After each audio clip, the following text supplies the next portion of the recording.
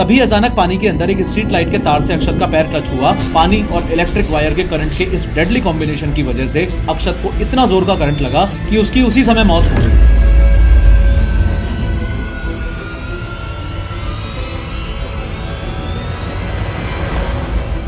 Blocked drains की सफाई होती नहीं है, साल भर का कचरा, प्लास्टिक, मिट्टी वगैरह सब उसी में पड़ा रहता है। और अगर गलती से इन्होंने उस सीवर लाइन की सफाई कर भी दी तो उसमें से जो निकलने वाला स्लज है यानी कि जो कचरा है उसको वहीं रोड पर ही छोड़ के चले जाते हैं। अपने छोटे से बच्चे को गोदी में उठा के तनुजा ने जल्दी से घर की तरफ बढ़ना शुरू कर दिया और तभी तनुजा का एक पैर एक गड्ढे में पड़ा। वो कुछ समझ पाती उससे पहले ही। मोरओवर प्लानिंग अथॉरिटीज को पहले से पता था कि ये एरिया वाटर बॉडी से भरा हुआ है। इस एरिया का हाइड्रोलॉजिकल डेटा भी अवेलेबल था, लेकिन उसके बावजूद भी उन्होंने एनवायरमेंटल रूल्स को इग्नोर किया और लेक्स के ऊपर मिट्टी डाल डाल के उसके ऊपर बिल्डिंग्स बनवा दी। खैर, अगर आप ये सोच रहे हो कि सिर्फ छोटे शहरों और गाँव में ऐसा होता है तो अभी जो आप देखने वाले हो वो इंडिया के सबसे मॉडर्न शहरों का हाल है। लेकिन हर बार की तरह शुरू से शुरू करते हैं।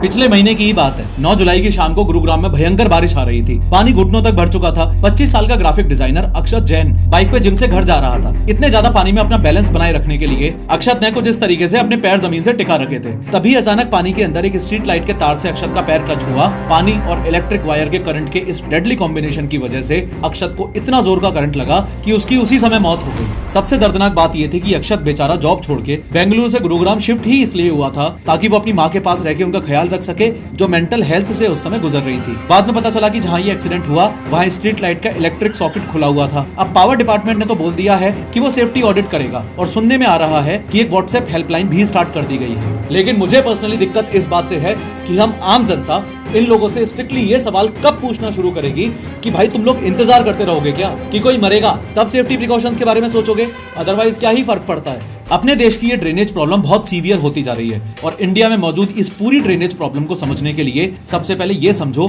कि इंडिया में ये जो ड्रेन्स हैं यानी कि ऐसे नाले जो बारिश का पानी या वेस्ट शहर से निकालते हैं वो टोटल 2 तरीके के ड्रेन्स में डिवाइडेड हैं। पहला तो है सीवेज ड्रेन और दूसरा है स्टॉर्म ड्रेन्स। जब आपने टॉयलेट यूज किया और फ्लश दबाया तो ये पानी इस पाइप के थ्रू घर के नीचे से निकलता है। बाथरूम से नहाने का पानी और किचन के बर्तन धोने का पानी भी अलग अलग पाइप्स के थ्रू बाहर आता है। ये सारे पाइप्स मिलकर कनेक्ट होते हैं एक बड़ी मेन पाइपलाइन से जो जनरली रोड के नीचे होती है, जिसे सीवेज ड्रेन बोला जाता है। इसे ही हम आम बोलचाल की भाषा में सीवर लाइन भी बोल देते हैं। अब ये सीवर लाइन बनी ही इसलिए होती है ताकि सभी घरों, सोसाइटीज या बिल्डिंग से आया हुआ ये गंदा पानी ट्रीटमेंट प्लांट तक सेफली ले जाया जा सके। ट्रीटमेंट प्लांट में इस गंदे पानी को फिल्टर किया जाता है, साफ किया जाता है और फिर उसे नदी, लेक या किसी और नेचुरल सोर्स में छोड़ दिया जाता है ताकि एनवायरनमेंट पॉल्यूटेड ना हो। इसके अलावा बारिश के मौसम में सड़कों पे पानी ना भरे उसके लिए एक और नाला रोड्स पे बनाया जाता है। इसे कहा जाता है स्टॉर्म ड्रेन। इस स्टॉर्म ड्रेन का सिंपल सा काम है बारिश के पानी को रोड से कलेक्ट करके बाहर निकालना ताकि रोड्स पे इस तरह से वाटर लॉगिंग ना हो। एंड में स्टॉर्म ड्रेन्स किसी लेक या नदी में जाकर मिल जाते हैं।